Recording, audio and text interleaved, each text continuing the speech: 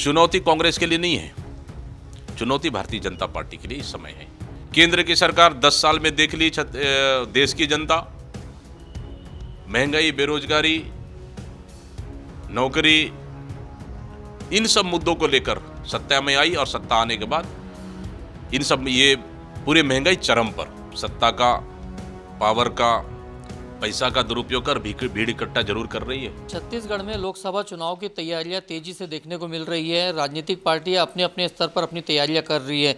PCC अध्यक्ष दीपक batch इस वक्त हमारे साथ मौजूद हैं, उनसे बातचीत करते हैं। पहले चरण के साथ साथ अब दूसरे चरण भी नज़दीक आ गया है, तो सबसे बड़ी चुनौती क्या लग रही है दूसरे चरण को यदि बात करें तो आपसे? देखिए, पहले चरण का नॉमिनेशन हो चुका है और कैंपेन भी शुरुआत हुआ है बस्तर पहला सीट से। दूसरे चरण का भी नॉमिनेशन शुरुआत हो चुकी है। आज पूर्व मुख्यमंत्री भूपेश बघेल जी राजनांदगांव से नॉमिनेशन किए। आज ताम्रध्वज साहू जी महासमुंद से नॉमिनेशन किया, जहां मैं स्वयं उपस्थित भी था। और कल हम कांकेर जाएंगे नॉमिनेशन करने। इस तरह से कल लास्ट नॉमिनेशन हो जाएगा दूसरे चरण का भी। तो हम लोग का दोनों चरण का तैयारी ज़बरदस्त है। प्रत्याशी अपने स्तर पे मेहनत कर रहे हैं, कार्यकर्ता पूरी तरह से ताकत जी जान लगा दी हैं। तो हमारे मेहनत में कहीं भी कोई कमी नहीं है। चुनौती क्या है, सबसे बड़ी चुनौती क्या है? मतलब चुनौती कांग्रेस के लिए नहीं है, चुनौती भारतीय जनता पार्टी के लिए इस समय है। इसलिए क्योंकि ये डबल इंजन की सरकार, केंद्र की सरकार 10 साल में देख ली देश की जनता, महंगाई, बेरोजगारी, नौकरी, इन सब मुद्दों को लेकर सत्ता में आई और सत्ता आने के बाद इन सब ये पूरे महंगाई चरम पर, इन सब मुद्दों को देख लिया और जनता के पास, बीजेपी के पास जाने के लिए कोई मुद्दा भी नहीं है। छत्तीसगढ़ के साढ़े तीन महीने की सरकार भी जनता देख रही है। छत्तीसगढ़ में हाहाकार है। तो चुनौती कांग्रेस के लिए नहीं, बल्कि चुनौती भारतीय जनता पार्टी के लिए है, जनता के बीच में जाने के लिए और अपनी बातें रखने के लिए। कांग्रेस पार्टी तो नए वादे और नए इरादे के साथ जा रही है जनता के बीच में। और निश्चित रूप से जनता को हमारे वादे, जनता को लुभा भी रही है। आने वाले समय में इसका फ़ायदा भी हमको ज़बरदस्त मिलेगा। कांकेर में आज बीजेपी ने नामांकन के जरिए शक्ति प्रदर्शन किया है, किस रूप से देखते हैं इसे आप? देखिए, भारतीय जनता पार्टी सत्ता में है तो सत्ता का दुरुपयोग कर, सत्ता का, पावर का, पैसा का दुरुपयोग कर भीड़ इकट्ठा जरूर कर रही है। लेकिन जनता, छत्तीसगढ़ की जनता, ये जनता पार्टी के साथ नहीं है, बीजेपी की सरकार साथ नहीं है। इसका कोई भी असर होने वाला नहीं है। हमारा कल नामांकन है, नामांकन बढ़िया रहेगा, ज़बरदस्त रहेगा। और मैं लगातार, कल भी बालोद गया था, कांकेर लोकसभा में बैठकें हुई। तो इस तरह से कार्यकर्ताओं में उत्साह है और कार्यकर्ता इसमें मजबूती के साथ काम करेंगे। भारतीय जनता पार्टी चाहे कितनी भी धन बल का प्रयोग कर ले, इस समय छत्तीसगढ़ में तो भारतीय जनता पार्टी की चलने वाली नहीं है।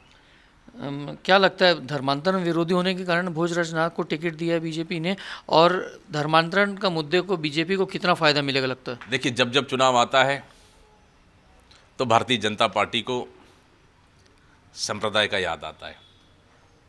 हिंदू, मुस्लिम, सिख, ईसाई, मंदिर, मस्जिद, ये याद आता है। और बाकी समय बिल्कुल नहीं। आपके पास केंद्र, सेंट्रल में पूर्ण बहुमत की दो बार की सरकार थी 10 साल की। आपने क्यों कानून नहीं बनाए? बनाना चाहिए।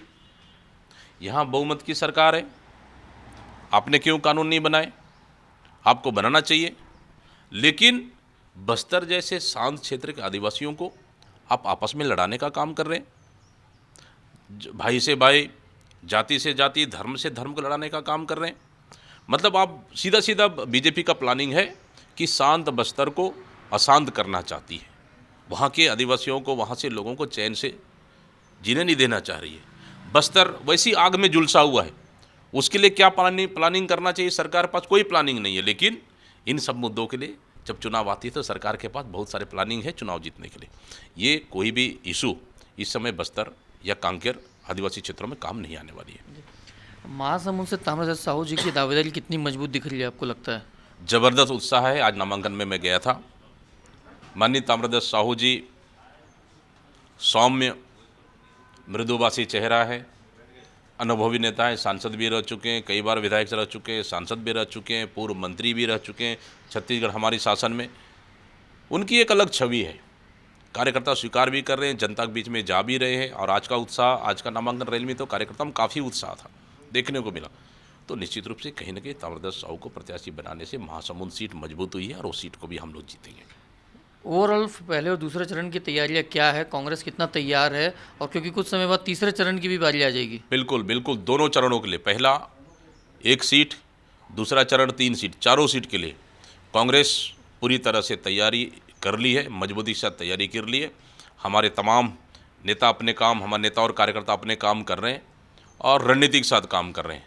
हम लोग चारों सीट में मजबूत तैयारी है और ज़बरदस्त तैयारी है, तो निश्चित रूप से हम लोग चारों सीट में मजबूती से लड़ रहे हैं और चुनाव हम जीतेंगे। चलिए, पीसीसी अध्यक्ष दीपक बैज है जिनसे हम बातचीत कर रहे थे चुनाव की तैयारियों को लेकर, मजबूती को लेकर, और उनका साफ कहना है कि जहां तक पहले और दूसरे चरण की बात करें तो इनका मानना है कि इस वक्त चुनौती बीजेपी के पास है, कांग्रेस के पास चुनौती नहीं, क्योंकि कांग्रेस के पास खोने के लिए कुछ नहीं है, बल्कि बीजेपी को बहुत ज़्यादा मेहनत करने की आवश्यकता है। साथ ही साथ उनका ये भी मानना है कि पूरी तरीके से कांग्रेस तैयार है पहले और दूसरे चरण के लिए, क्योंकि लगातार बैठकें हो चुकी, दौरे हो चुके हैं और जनता तक कांग्रेस पहुँच चुकी है। उनका ये भी मानना है कि जो तीसरा फेज़ है उसके लिए भी पूरी तरीके से तैयार है कांग्रेस, और आने वाले समय में इसके परिणाम जब आएंगे तो समझ में आएगा कि कांग्रेस कितनी तैयारी के साथ चुनाव मैदान में उतरी है। कैमरामैन दीपक के साथ स्टार जैन, IBC 24 रायपुर।